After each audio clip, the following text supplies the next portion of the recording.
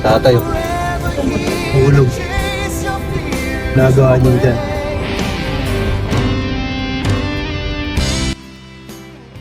Tay! Psst! Tay! Tay! Tay! Psst! Liga!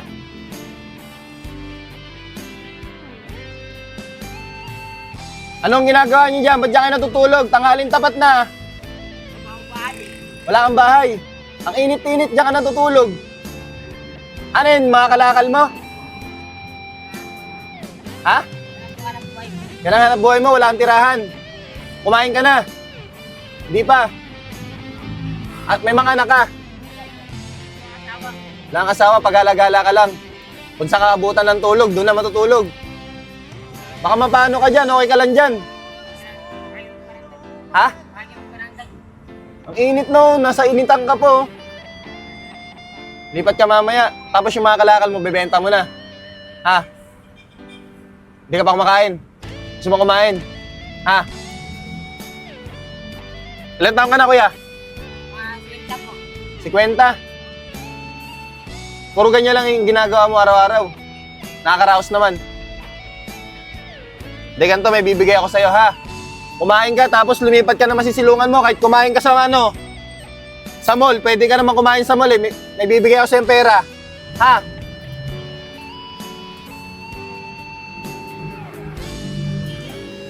Tangayin tapat diyan ka natutulog. O kuya, kumain ka.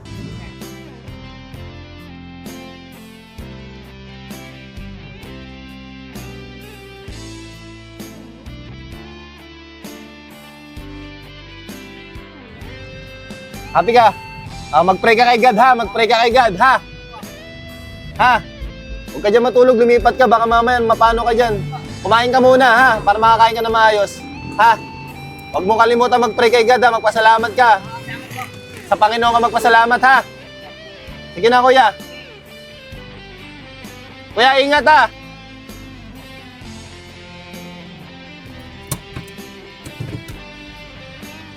Ito na kami, kuya. Bye-bye.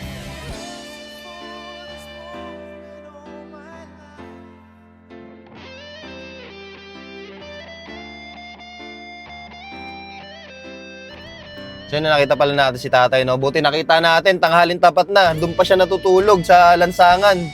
No? Ang ginagawa niya lang, nangangalakal. No? Nakakaawa. So wala daw siyang tirahan. So buti na lang nakita natin siya. So ganun talaga, may mga tao talagang kung san-san na lang.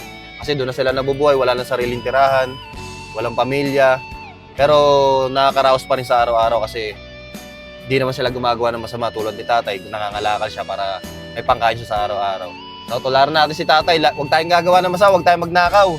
No, mas maganda yung ginagawa ni tatay. No, kahit ganun lang yung buhay niya, nakakaraos siya at lumalaban siya ng patas. So yun guys, syempre sa mga solid followers pala natin, please like, share, comment at mamimigay ako ng blessing sa mga solid followers natin na mag-register na link ko dyan sa my comment section. Kaya panihintay mo, mag-register ka na. Let's go.